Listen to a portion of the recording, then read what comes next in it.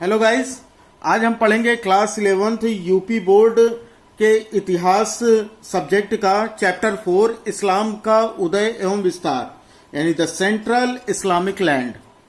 इस चैप्टर को शुरू करने के पहले ये पहली वीडियो है इस चैप्टर की, तो इसमें केवल इंट्रोडक्शन होगा और मैं वीडियो छोटे छोटे पार्ट में डिवाइड करूंगा ताकि आप लोग वीडियो पूरी देखें और अच्छे से समझ सकें। तो ये वीडियो जो होगा वो तकरीबन 6 से 7 पार्ट में होगा, जिसमें पहले पार्ट में मध्य इस्लामिक भूमि के ऐतिहासिक स्रोत के बारे में हम बात करेंगे। उसके बाद दूसरे वीडियो में हम बात करेंगे इस्लाम धर्म के जन्म के बारे में कि उसका उत्पत्ति कैसे हुई, ये स्थापित कैसे हुआ, और उसके बाद उमैयद वंश और राजतंत्र का केंद्रीकरण, फिर खिलाफत का विघटन और सनातनों का उदय, उसके बाद ईसाइयों और अरबों के मध्य धर्म युद्ध, फिर इस्लामिक समाज में विद्या और संस्कृति, और उसके बाद इस्लामी समाज में गद्य एवं पद्य का विकास, और सबसे लास्ट में हम लोग पढ़ेंगे इस्लामी कला। तो वीडियो को पूरा देखिएगा, सारे वीडियो छोटे छोटे पार्ट में डिवाइड किए जाएंगे और पूरा का हर एक इसका जो टॉपिक है, हर एक पोर्शन इसका एक एक पहलू कवर किया जाएगा। तो वीडियो को बिल्कुल भी स्किप ना कीजिएगा क्योंकि वीडियो बहुत ही इंटरेस्टिंग ये चैप्टर है और वीडियो भी बहुत ही इंटरेस्टिंग होगा। तो चलो शुरू करते हैं। तो इसके बारे में हम सबसे पहले देख लेते हैं कि इस्लामी समाज का जो आरंभ हुआ, इसका आरंभ कब से हुआ। तो इस्लामी समाज का आरंभ जो है वो लगभग 1400 वर्ष पहले जो अरब प्रायद्वीपीय में हुआ था, अरब प्रायद्वीप में, और 600 से 1200 ईस्वी तक इसका जो अवधि में यह क्षेत्र इस्लामिक सभ्यता का केंद्र बिंदु बना रहा। अब ये बात आती है कि केंद्र बिंदु क्या है। इसका जो केंद्र बिंदु था वो अरब प्रायद्वीप था, यानी ये ऐसा माना जाता है कि इसकी उत्पत्ति जो हुई वो अरब देश में ही हुई, और ये 600 से 1200 ईस्वी के मध्य की बात है। ठीक है।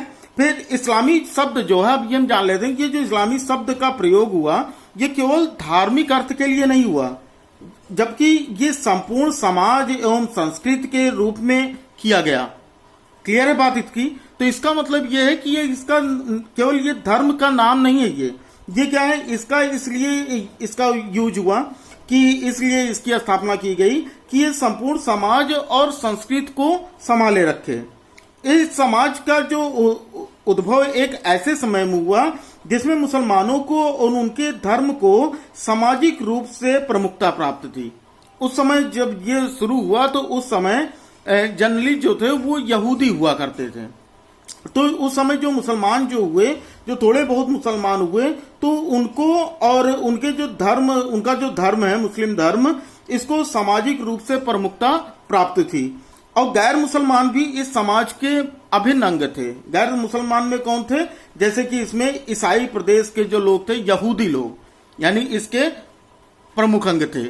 यानी जो भी जब इसकी स्थापना हुई तो स्थापना के बाद इसमें और मतलब जो धर्म, इस धर्म के लोग थे वो तो थे ही, साथ में इसके और धर्म के लोग भी जुड़े। ठीक है ना बात। अब यहाँ पर देख लेते हैं मध्य इस्लामिक भूमि के ऐतिहासिक स्रोत के बारे में। तो ये जो स्रोत है, ये स्रोत 600 से 1200 ईस्वी के बीच की ही बात है।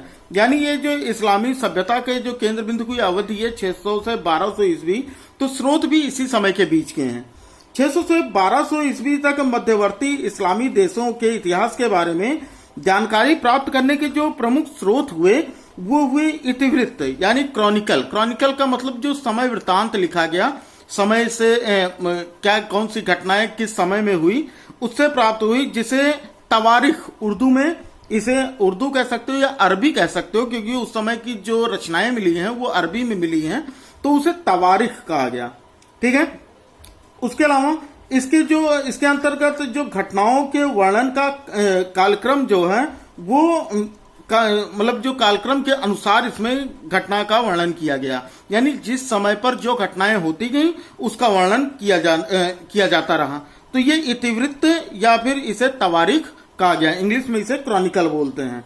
इसके अलावा अर्ध ऐतिहासिक जो कृतियां थीं, अर्ध ऐतिहासिक कृतियां मतलब ये पूरी तरह से ऐतिहासिक नहीं मानी जाती, जैसे कि जीवन चरित्र।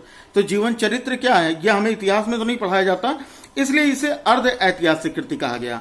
तो इसमें लोगों के जो इनके पैगंबर हुआ करते थे उनके जीवन चरित्र, जिसको अरबी में सीरा कहा जाता है, और पैगंबर के जो कथन थे, यानी जो वो अब कहते थे बातों को, और जो उनके कार्यों के जो अभिलेख हैं जिसे हदीथ कहा जाता है ना, और कुरान के बारे में जो टीकाएं लिखी गई, यानी कुरान जो पूरी नहीं पढ़ सकता था उसकी छोटी छोटी किताबें करके लिखी गई जो उनके मुख्य मुख्य पॉइंट्स थे, उसको तफसीर कहा गया है ना, से भी मध्यवर्ती क्षेत्रों के विषय में जानकारी प्राप्त होती है।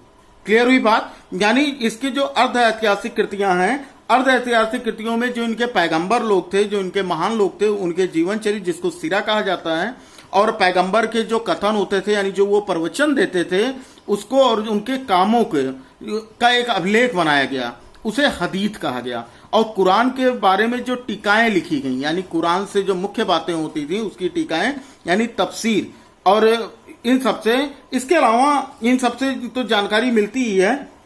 साथ में इस्लामिक समाज के संबंध में जो प्रत्यक्षदर्शी वृत्तांत, यानी प्रत्यक्षदर्शी वृत्तांत का मतलब है अखबार यानी न्यूज़पेपर, जो उस समय अखबार चलते थे उसके भी बड़े स्तर पर उसे संग्रहित किया गया था, यानी उस समय की जो अखबार है उनसे भी जानकारी मिलती है। थोड़ी सी बात इनके बारे में ये जान लेते हैं कि ये जो वृत्तांत विशेष समय में जो होता था, यानी उस समय की जो बात हो रही है उसमें मौखिक या लिखित रूप से लोगों के पास पहुंचते थे। क्लियर है बात। यानी लिखित या मौखिक रूप से लोगों के पास पहुंचते थे। ऐसी सूचना यानी खबर, सूचना को बोलते हैं खबर, और उसे भेजने यानी इस्नाद की श्रृंखला की प्रामाणिकता की जांच जो है वो आलोचनात्मक यानी क्रिटिकल तरीके से करके उसकी विश्वसनीयता स्थापित की जाती थी। बात कुछ क्लियर हुई। बात यह है कि उस समय की जो सूचना होती थी और उसे जो मतलब जो भेजा जाता, जिसे इस्नाद बोलते हैं, उसकी जो श्रृंखला होती है उसकी प्रामाणिकता की जो जांच होती थी वो आलोचनात्मक तरीके से करके उसके जो विश्वसनीयता होती थी वो जांची जाती थी। कहने का मतलब यह है कि उसकी पूरी डिटेल पहले परख ली जाती थी कि ये सही है या नहीं। फिर मध्यकालीन मुस्लिम लेखक जो थे वो अपनी सूचनाओं का चयन करके और अपने सूचना दाताओं की सलाह को समझने में दुनिया के दूसरे भागों के अपने समकालीन लेखकों के मुकाबले अधिक सावधान और सजग होते थे। यानी जो मुस्लिम लेखक होते थे वो वही चीजें लिखते थे जो उनकी वही सूचनाएं वो दर्ज करते थे अपने लेखन में, जो उन्हें पूरी तरह से जिसकी पुष्टि होती थी उन्हें। ठीक है। तो इस्लामिक मध्यवर्ती इस्लामी देश के थे उसके लेखक ज्यादातर ऐतिहासिक और अर्ध ऐतिहासिक रचनाएं अरबी भाषा में करते थे। यानी उस समय की रचनाएं ज्यादातर आपको अरबी भाषा में मिलेंगी। और इसकी जो सर्वश्रेष्ठ कृति है, उस समय की जो सर्वश्रेष्ठ कृति है वो है तबरी कृत तारीख। तो ये याद रख लीजिएगा, कौन सी है मुख्य कृति? तबरी कृत तारीख, यानी तबरी की लिखी हुई ये रचना है और इसका नाम है तारीख। तो तबरी की तारीख जो है इसकी खास बात यह है कि इसका जो अंग्रेजी ट्रांसलेशन किया, इंग्लिश ट्रांसलेशन अंग्रेजी अनुवाद किया गया वो 38 खंडों में हुआ है। 38 खंडों में किसका? इसका इंग्लिश ट्रांसलेशन। तो ये चीज जान लीजिए, याद रखिएगा ये कि उस समय की जो प्रमुख सबसे सर्वश्रेष्ठ कृति जो थी वो तबरी कृत तारीख थी और जिसका अंग्रेजी में ट्रांसलेशन जो हुआ वो 38 खंडों में हुआ। इतनी बात क्लियर हो गई होगी। फिर आगे इसके हम समझते हैं कि इसके आगे क्या हुआ होगा कि ये जो फारसी, इसके अलावा ये तो अरबी में था तो अरबी की अधिकता ज्यादा है। उसके अलावा जो फारसी हुआ, फारसी में इतिवृत्त की संख्या जो है वो बहुत ही कम है। यानी जो तवारीख था फारसी में, अरबी में तो है पर्याप्त मात्रा में, लेकिन फारसी में बहुत ही कम है। फिर भी इसमें ईरान और मध्य एशिया के बारे में विस्तार से जानकारी दी गई है। यानी जो लिखा गया फारसी में उसकी संख्या बहुत कम है, लेकिन फिर भी ईरान और मध्य एशिया के बारे में उसमें जितना भी दिया गया है उसकी जानकारी जो है वो पर्याप्त मात्रा में है। उसके अलावा सीरियाक, ये एक अरमाइक की एक बोली है सीरियाक। सीरियाक भाषा में लिखित जो ईसाई वृत्तांत है, ईसाई वृत्तांत ग्रंथ में इस्लाम के विषय में बहुत कम उल्लेख है, लेकिन फिर भी यह आरंभिक इस्लाम के इतिहास पर महत्वपूर्ण प्रकाश डालता है। समझ में आ रही बात कि सीरियाक जो है ये क्या है? ये एक अरमाइक की एक बोली है इस भाषा में ईसाई वृत्तांत ग्रंथ लिखे गए जिसमें इस्लाम के बारे में बहुत ही कम वर्णन है, लेकिन फिर भी ये इस्लाम की आरंभिक इस्लाम का इतिहास है उस पर महत्वपूर्ण प्रकाश डालता है। और इन इतिवृत्तों के अतिरिक्त इसमें कानूनी पुस्तक, और कानूनी पुस्तक में कौन कौन से, भूगोल, यात्रा वृत्तांत यानी जो ट्रेवल लॉग्स थे वो, यानी जो लोग यात्राएं करते थे उसके बारे में लिखे, और जो साहित्यिक रचनाएं यानी लिटरेरी वर्क्स जैसे कि कहानियां और कविताओं से भी इस्लामिक भूमि के विषय की जानकारी प्राप्त होती है। इतनी बात क्लियर हो गई होगी कि जो इनके मुख्य स्रोत हैं। मध्य इस्लामिक भूमि के ऐतिहासिक स्रोत के साक्ष्य के बारे में ये क्या है कि इसमें जो इतिहास के लेखन के दस्तावेजी साक्ष्य यानी डॉक्यूमेंट्री एविडेंस हैं, जैसे कि लेखों के टुकड़े, सरकारी आदेश और निजी पत्राचार सर्वाधिक महत्वपूर्ण आधार समझे जाते थे। ये साक्ष्य प्रत्यक्ष रूप से घटनाओं तथा व्यक्तियों का उल्लेख तो नहीं करते, लेकिन ये समस्त साक्ष्य यूनानी एवं अरबी पैपाइरस तथा गेनीजा अभिलेखों से प्राप्त होते हैं। अब यहां से देखो कि इनके जो ये साक्ष्य हैं ये यूनान से मिले और अरब से मिले, यानी ये यूनानी और अरबी पैपाइरस और गेनीजा अभिलेख से इनके साक्ष्य मिले। इसके अतिरिक्त इनके साक्ष्य पुरातत्वीय, मुद्रा शास्त्रीय और पुरालेखीय स्रोतों से प्राप्त हुए।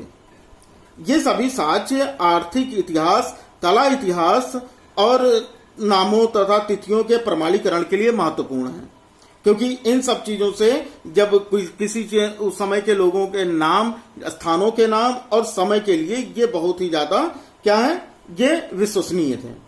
और इस्लाम का जो समुचित इतिहास है वो उसका लेखन 19वीं सदी में जर्मन तथा नीदरलैंड के विश्वविद्यालयों के प्रोफेसरों के द्वारा किया गया। यानी 19वीं सदी में जो एकदम परफेक्ट आपको जानकारी मिलेगी वो 19वीं सदी में जर्मनी और नीदरलैंड के विश्वविद्यालय के प्रोफेसर ने जो लिखे हैं उनसे मिलेगी। मध्य पूर्व और उत्तरी अफ्रीका में औपनिवेशिक हितों के कारण फ्रांसीसी तथा ब्रिटिश अनुसंधानकर्ताओं को इस्लाम का अध्ययन करने के लिए प्रोत्साहन मिला। यानी इन लोगों को ये कहा गया, इन लोगों को बढ़ावा दिया गया, जो फ्रांसीसी लोग थे और ब्रिटिश के लोग थे जो उनके अनुसंधान करता थे, उनको बढ़ावा दिया गया कि भाई इनके बारे में और जानकारी प्राप्त करो और लिखो।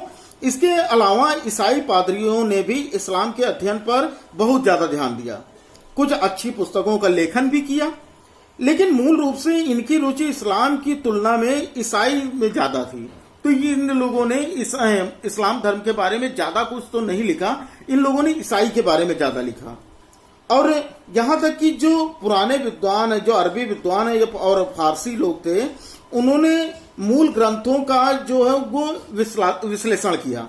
मूल ग्रंथ जो थे इनके, जो जैसे कुरान हो गया, हदीस हो गया, इन सब के बारे में जो अरबी विद्वान थे और फारसी विद्वान थे, इन लोगों ने इसका अध्ययन किया। और इस्लाम के 20वीं सदी के इतिहासकार द्वारा जो उस समय के जो विद्वान थे 20वीं सदी के, उन्होंने इस्लाम की रुचियों तथा तरीकों का अनुसरण किया और उसके द्वारा नए विषयों को शामिल करके इस्लाम के इतिहास के क्षेत्र का विस्तार किया। कहने का मतलब यह है कि जब 20वीं सदी आई तो 20वीं सदी में अरबी और फारसी लोगों ने जो पुराने ग्रंथ मिले थे, जो पुराने लेख मिले थे, उनका बहुत डिटेल में उसका उन्होंने विश्लेषण किया और उसके बाद उसके मतलब विश्लेषण करने के बाद उस पर नई नई किताबें लिखी, जिससे कि नई नई जानकारियां प्राप्त हुई। तो उन सब के आधार पे हम पढ़ेंगे अब इस्लाम के जन्म के बारे में कि जन्म कब हुआ और इसके संस्थापक कौन थे इस्लाम धर्म के, लेकिन ये हम पढ़ेंगे अगली वीडियो में। तो अगर आपको ये वीडियो अच्छी लगी हो तो वीडियो को लाइक कर दें और अपने फ्रेंड्स में भी शेयर कर दें, और अगर आप चैनल पर नए हैं तो चैनल को सब्सक्राइब कर बेल आइकन को जरूर प्रेस कर दें, ताकि जो अगली वीडियो आने वाली है इस्लाम धर्म के उदय के बारे में, इस्लाम धर्म की स्थापना के बारे में, बहुत ही इंटरेस्टिंग, बहुत ही मजेदार वीडियो होने वाली है। तो वो पूरा का पूरा टॉपिक एक वीडियो में कवर किया जाएगा, तो इसलिए आप नोटिफिकेशन बेल को भी ऑन रखें। और इंग्लिश की क्लास भी आपकी पढ़ाई जा रही है, वो भी आप पढ़ सकते हैं। तो चलिए फिर मिलते हैं अगले वीडियो में। जय हिंद, वंदे मातरम।